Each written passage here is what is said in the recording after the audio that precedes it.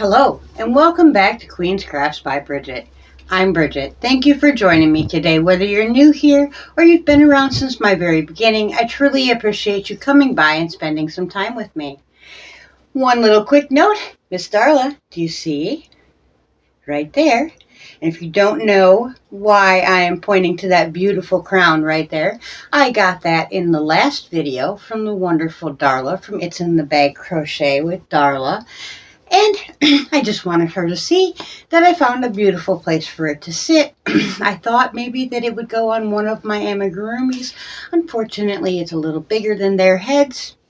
So when I get some time, I probably will crochet an amigurumi that will fit on absolutely perfectly. And she can be my little queen that sits up there with her beautiful crown.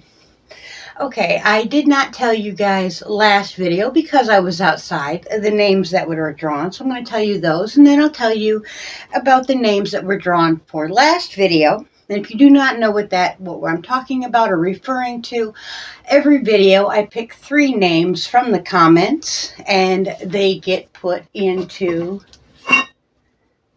the beautiful cauldron. At the end of the month or the beginning of the next month, I will draw a name out of that cauldron to win a box full of yarn. Other things that we have going on the channel, we have Stash Down 2023. If you have a channel, you can post your own video by the 5th and hashtag it Stash Down 2023, and I will be sure to check that out. If you don't have a channel but you do want to participate, all the rules are posted down in the description box, and you can just let me know what you got done by the 4th of the month, and I will be glad to share with everybody how well you did.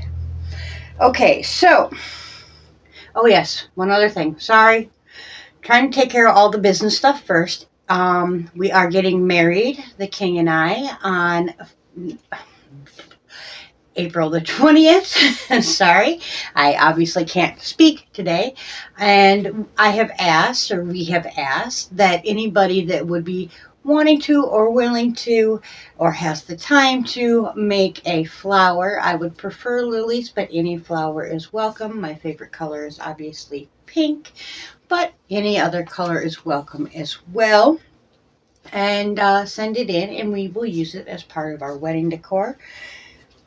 And my P.O. box and all that is linked down below. If you have any specific questions, you can reach out to me either on Instagram, my Facebook group, or my email. All of that is linked down below as well.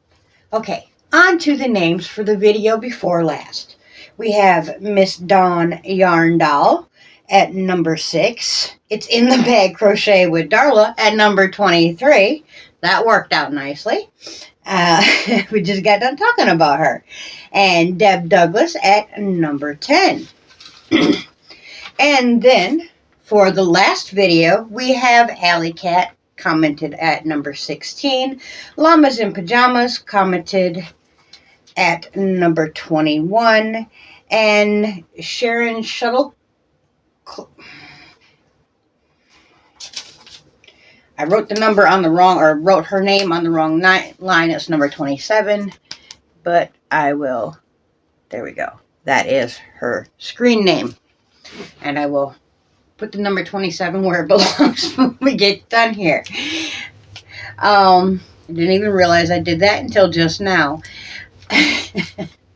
But I will put that on there and put those names in the cauldron as soon as I turn off the video, so they will be in there and able to be drawn at the end of the month. Now, I did a little something I do not often do, as I don't generally have the extra funds to do so, but I was doing a little bit of Facebook Marketplace surfing, and I came across an ad that was a good bit of wool yarn, and I noticed there was some wool roving in it. They wanted $100 for it. Way, way out of my budget. But I thought, well, let's see about the roving. So I contacted the seller and asked them if they would be willing to sell just the roving. And they were.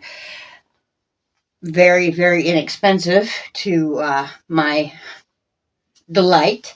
I actually was able to get 5 braids of roving with the shipping for under $25. They are not my ooh colors, but I do know some people that really, really enjoy these colors. And I thought I could do some mixing and some matching and some, whatnot, and come up with some beautiful friend yarn at a fairly inexpensive price, which is always a good thing for me because then I can bless more people.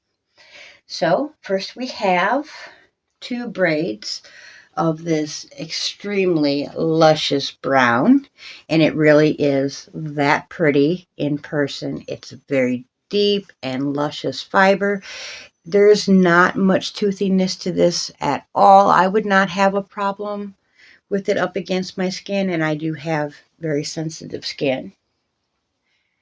And then we got a beautiful red. That is a tinge of a deeper red than that, but that's almost true. And we got this beautiful butterscotch color. And then a very pretty blue.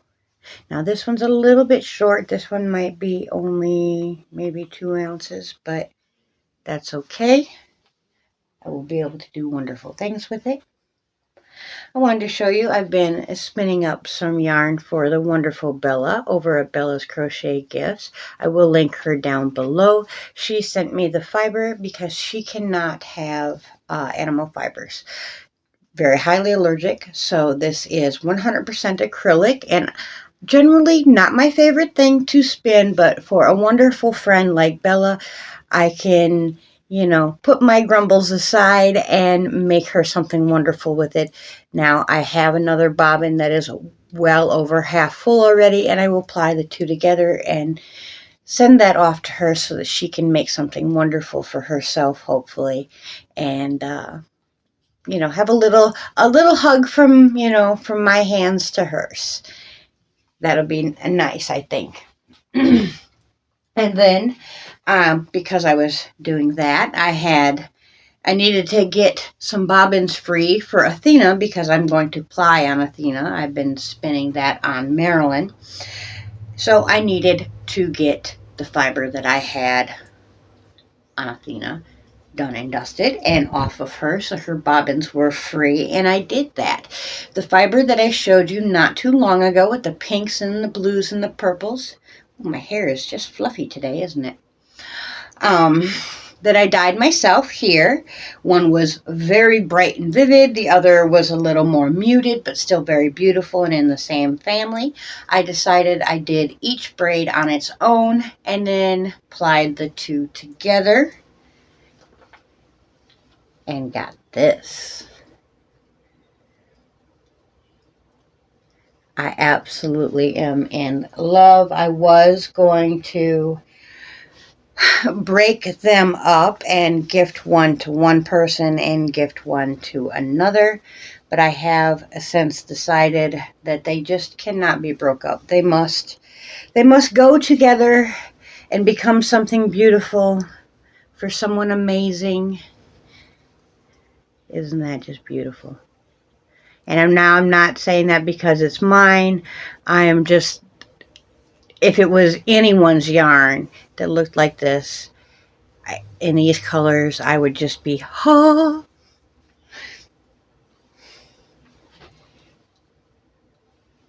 Now, one weighed out at 4.5 grams and the other weighed out at 3.7. Now, I was only guesstimating when I stopped, filled up the one bobbin. I stopped. I said, yeah, that looks about halfway. that was my scientific analogy of getting that done, or my scientific way of getting that done. I said, well, that looks about halfway. So I got pretty close, got pretty close. And I'll fold those or wrap those up in a minute. And this was how close I got to being an even spin, which was absolutely amazing. Now I'm going to throw all this stuff aside. Now, to be honest, the ends are not woven at all. None of them. Well, a few of them, but not many. Not enough to say there's any. But the king size monstrosity is done and dusted as far as hook work. I'm going to take a picture at the end of this video and pop it in for you so you can see it in its entirety. But it's way too big for me to hold up and let you see. I will show you.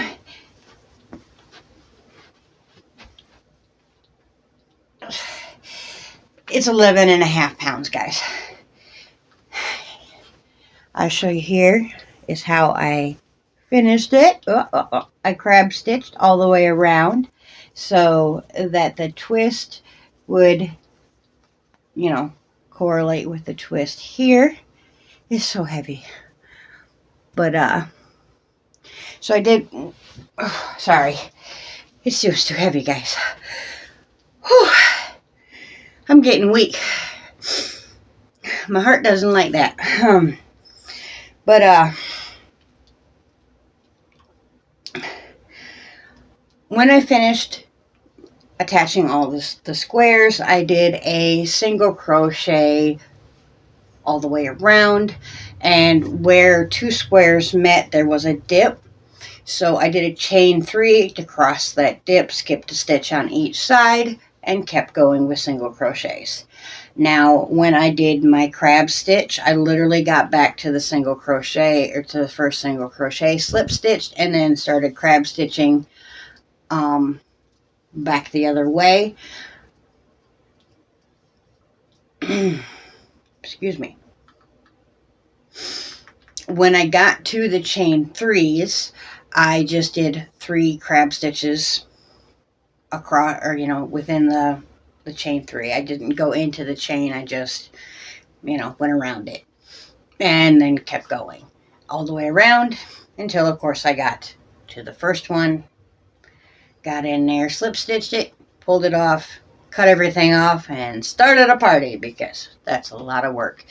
It took me an entire movie to do the single crochet border, and now my hook did not stop moving for the entire movie. And then it took me about 2 entire movies to do the crab stitch border, because it's just so heavy. I had to keep stopping and picking and moving, and oi, I'm glad it's done. I'm glad that I've had this experience, but because of this experience, I have adopted the motto that friends don't let friends granny square. And by that, I mean 196 granny squares for a king-size blanket. One giant granny square, go for it. It's easy. Take you a couple days. Not for a king-size. But, just one granny square. It's not so bad. Attaching all these, and now the countless hours I will be spending weaving in ends, because I was enjoying my crochet time and not wanting to fiddle or faddle with all the weaving of ends. I now will have to go through the punishment of grueling hours of nonstop end weaving. The things we do to ourselves. But when we end up with a beautiful product, it really is worth it. All right, everybody. I'm going to jump out of here and quit my blah, blah, blah, blah, blah. I have missed everybody. I've been so busy working on this, I just have not had time to get in and do as much as I normally do on the streets. I've had to pull back just a wee bit. Most of the time, guys, I really am watching. I'm just not having the time to comment or the energy to engage. But I am enjoying all my friends as much as time allows. Until next time, I hope you're crafting your happiness. Bye for now.